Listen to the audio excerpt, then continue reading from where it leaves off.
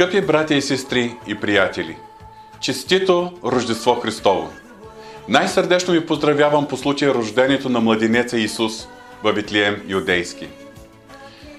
В тази рождествена нощ на земята се родил този, чрез когото бе създадено всичко, което на небесата и на земята, видимото и невидимото, било престолия или господства, било началства или власти. Той, Творецът на Вселената, този, на когото принадлежи почитта и поклонението на цялото творение, се е родил в един обор и е бил положен в ясла. Но да си припомним, кой му се е поклонил в тази нощ? Тримата мъдреци са го прогласили пред цар Ирод като юдейският цар, който се е родил. Но вместо да отиде да му се поклони, цар Ирод се е смутил и намислил да го убие. Главните свещеници и книжниците, духовните водачи на народа, и те разбрали от мъдреците и от Ирод за рождението на Христос, на очаквания от тях Месия, и много точно преценили въз основа на пророчеството на пророк Михей, къде би трябвало той да се роди. Но и те не отишли, за да го намерят и да му се поклонят. Кои са отишли да му се поклонят?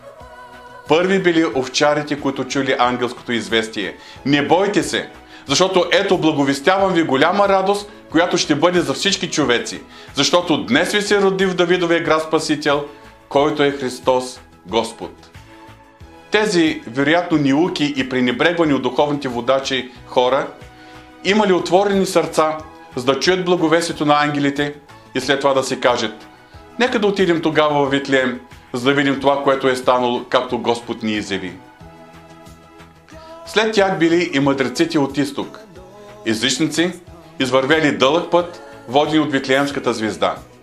И те намерили детето, паднали за да му се поклонят и му принесли своите дарове – злато, ливан и смирна. Днес Исус Христос не е младенец, а е превъзвишен и прославен. Той е цар на царете и Господ на господарите. На Него му е дадено име, което е над всяко друго име. И пред Него би трябвало да се поклони всяко коляно от небесните, земните и подземните същества и всеки език да изповяда, че Исус Христос е Господ за слава на Бога Отца. Да, това ще стане един ден. Но днес кои са готови да му се поклонят? Нашата съвременна култура се стреми да угаси рождественото благовестие чрез секуларизма, да го обезличи чрез политическата коректност, да го обезсили чрез хуманизма и да го унищожи чрез грубия консуматорски материализъм. Но както в рождествената нощ, така и днес има хора, чието сърца са отворени за родилия се младенец.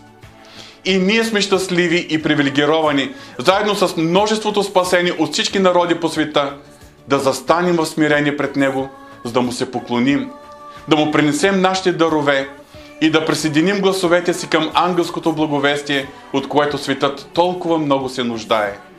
Защото днес ви се роди в Давидовия град Спасител, който е Христос Господ.